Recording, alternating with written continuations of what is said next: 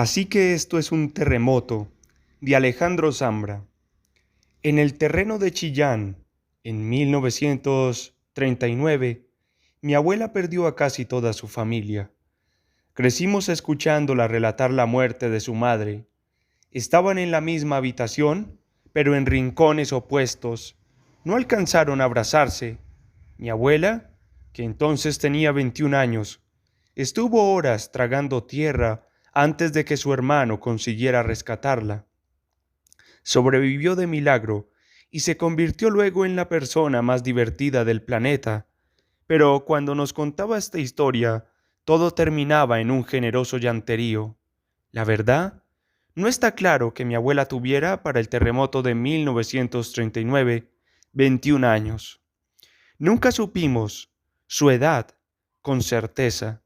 Ni siquiera ante las apremiantes velas de la torta de cumpleaños se animaba a confesarla. El terremoto era el consabido final de muchas de sus historias. Eran chismes sabrosos, pequeños escándalos, traiciones y desacatos, protagonizados por amigos o conocidos de su juventud, historias cómicas con final trágico. De pronto interrumpía sus relatos para cantar, con su impecable voz de soprano, una canción tristísima y patriótica, cuyo estribillo decía: Chillán, oh mi querido Chillán. Ella misma la había escrito. A veces prefería silbarla y movía la cabeza como bailando, visiblemente satisfecha con la melodía. Mi abuela pasó con nosotros el terremoto de marzo de 1985. Yo estaba jugando taca-taca con mi primo Rodrigo. Recuerdo que le iba ganando. El equipo blanco mío le ganaba al equipo azul de él. Mi abuela nos agarró de un ala para llevarnos al patio. Nos abrazó muy fuerte. Luego llegaron mi mamá y mi hermana, y 5 o 10 angustiosos segundos más tarde apareció mi papá. Esa noche pensé, con estas palabras exactas: así que esto es un terremoto. Fue el 3 de marzo, el último domingo de las vacaciones de verano. Esa tarde habíamos visto el empate de Chile con Ecuador, en Quito, por las clasificatorias al Mundial de México 86. Recuerdo que el Pato Llanés se mandó un partidazo y que el Cóndor Rojas estuvo a punto de meter un gol de arco a arco. Salvo aceptar a regañadientes el final del verano, no había mucho que hacer después del partido. Mi primo y yo estábamos en el patio, jugando a los penales, cuando inesperadamente se nubló y sobrevino un frío inusual. No entendimos el presagio, pero igual quisimos entrar a la casa y cambiar de juego. Hay una versión de este terremoto al comienzo de mi novela Formas de volver a casa.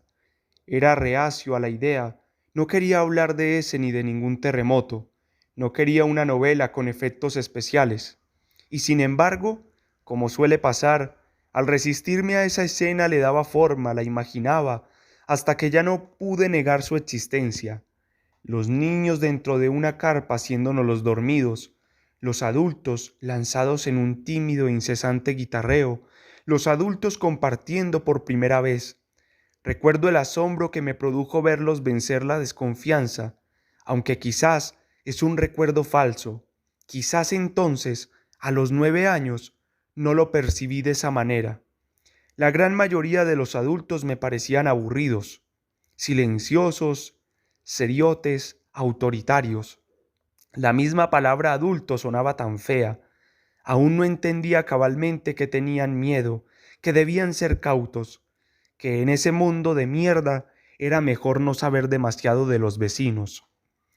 En la versión ficcional no figuran ni mi primo Rodrigo ni mi hermana Ingrid, y por supuesto no soy exactamente yo esa primera persona que habla, que recuerda. Tampoco figura mi abuela, que murió en agosto de 2008, el mismo año en que empecé a escribir esa novela. Hubo momentos bien novelescos que sin embargo no quise aprovechar para Formas de volver a casa. Quería que fuera, por decirlo de algún modo, una novela poco novelesca.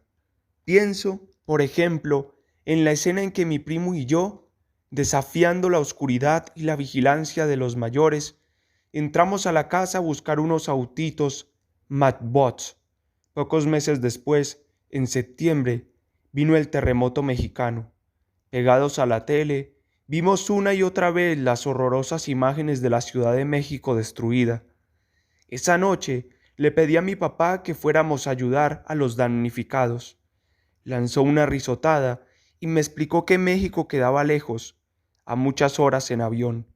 Me dio vergüenza. Yo tenía 9 años y parece que nunca había mirado un mapa. Quizás por la tele o por la música, creía que México quedaba tan cerca como Perú o Argentina. Estoy casi seguro de que durante ese diálogo comíamos las últimas empanadas de esas fiestas patrias. La coincidencia de fechas es casi absoluta. El 16 mexicano es el 18 chileno, aunque eso entonces no lo sabía. Me salto a febrero de 2010, la noche del terremoto, el segundo de mi vida. Estaba solo, vivía solo. Pensé, como tantos chilenos, que era el fin del mundo. Pensé, sobre todo, que no tenía nadie a quien proteger. Salí con el celular como linterna a buscar noticias, o tal vez solo esperaba que amaneciera. Recuerdo que pensaba en la expresión seres queridos y en esa frase que aparecía a cada rato, a cada esquina, tan necesaria, verdadera y falsa al mismo tiempo. Estamos bien. Al día siguiente busqué, entre el desorden de libros, Un hombre solo en una casa sola, el poema de Jorge Teilhard, y me lo aprendí de memoria. Quizás quería reírme de mí mismo, de mi autocompasión, de mi tristeza, pero no me salía la risa. Un hombre solo en una casa sola no tiene deseos de encender el fuego, no tiene deseos de dormir o estar despierto. Un hombre solo en una casa enferma. La frase entre el desorden de libros es equívoca. No quise dar a entender un derrumbe de las estanterías o algo así.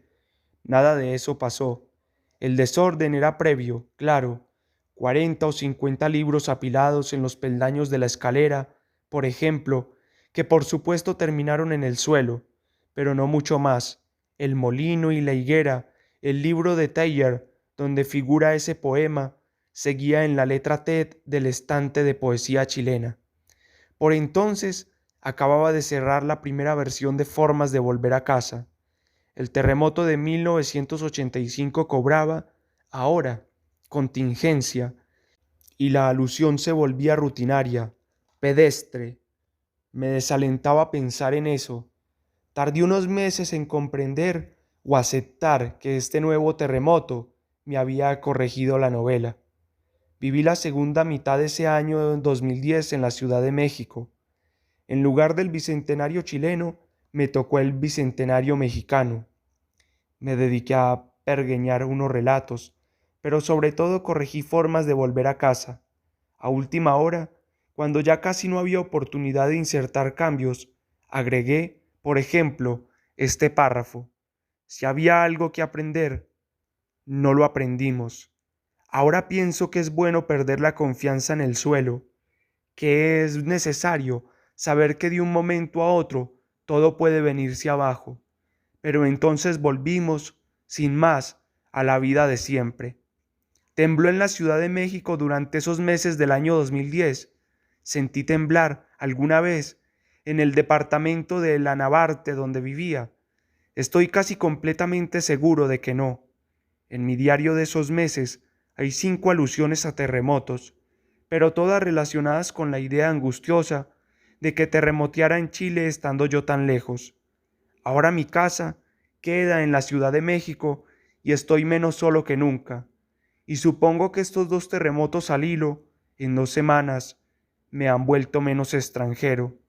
Cuando empezó el primero, el del 7 de septiembre, tenía el oído izquierdo y la mano derecha en el vientre de Yasmina, embarazada de casi 7 meses. Y ayer, 19 de septiembre, cuando empezó el segundo, acababa de escribir el primer párrafo de esta columna. Era otra columna, por supuesto. Ya ni me acuerdo de qué se trataba. Sí me acuerdo.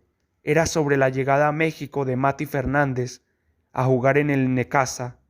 El 7 de septiembre Acabábamos de terminar un capítulo de Game of Thrones. Yasmina quiso acomodarse para dormir o dormitar. Con la mano en su panza comprobé que la guagua seguía perfeccionando sus golpes de karate y empezó el temblor. No teníamos plan de contingencia.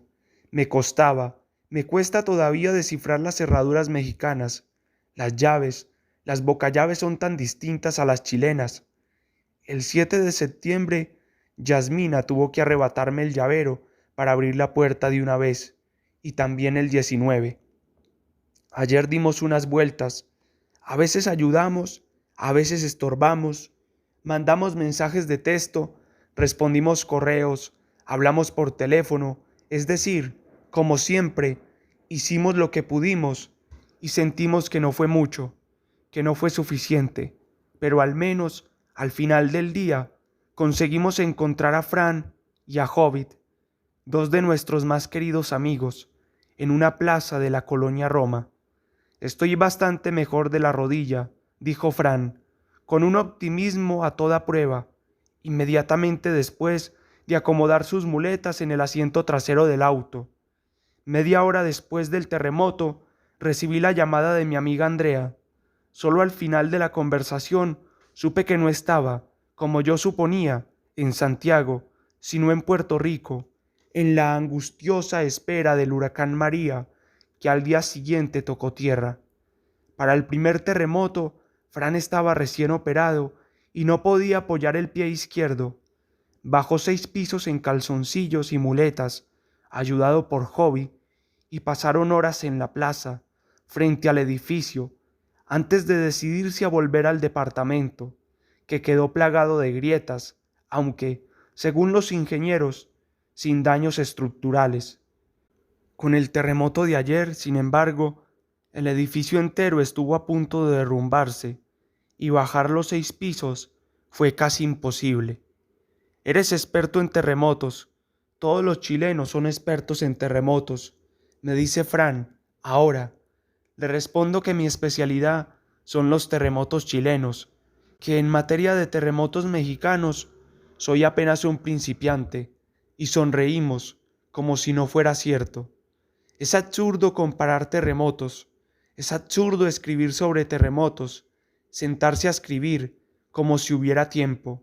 Todavía no digo con naturalidad estas frases nuevas. Mi primer terremoto mexicano, mi segundo terremoto mexicano. Los párrafos pilares de este texto forman parte de una crónica publicada el 22 de septiembre en la revista ¿Qué pasa? La escribí más bien rápido y la corregí mentalmente mientras movía unas cajas en un centro de acopio y ayudaba luego en una bodega de herramientas, en la Condesa. Casi siempre corrijo quitando, pero esa vez corregí agregando. Días más tarde, conversando con Guadalupe Netel, surgió la idea de intentar una versión larga de esa crónica. Me parecía posible. Había tantos detalles, tantos matices perdidos. A la hora de modificarlo, sin embargo, sentí que falseaba el texto, que lo sometía, que lo dañaba. Decidí, entonces, respetarlo hasta en las cacofonías y añadir nada más que estos comentarios. Voy a seguir agregando frases, de eso estoy seguro. Voy a seguir abriendo este archivo. La primera crónica, la que no quise modificar, terminaba así. Hace unos años, en la pared principal de ese departamento al que ya no volverán, Fran y Jovit colgaron un mapa enorme de 2 por 2 de la Ciudad de México. Pero un mapa enorme de la Ciudad de México igual es casi completamente indescifrable sin una lupa y un montón de paciencia. Acababa de largarse a llover. Todavía esperamos las réplicas y estamos todos muy tristes, pero yo pienso que quiero vivir aquí muchos años, hasta aprenderme ese mapa de memoria.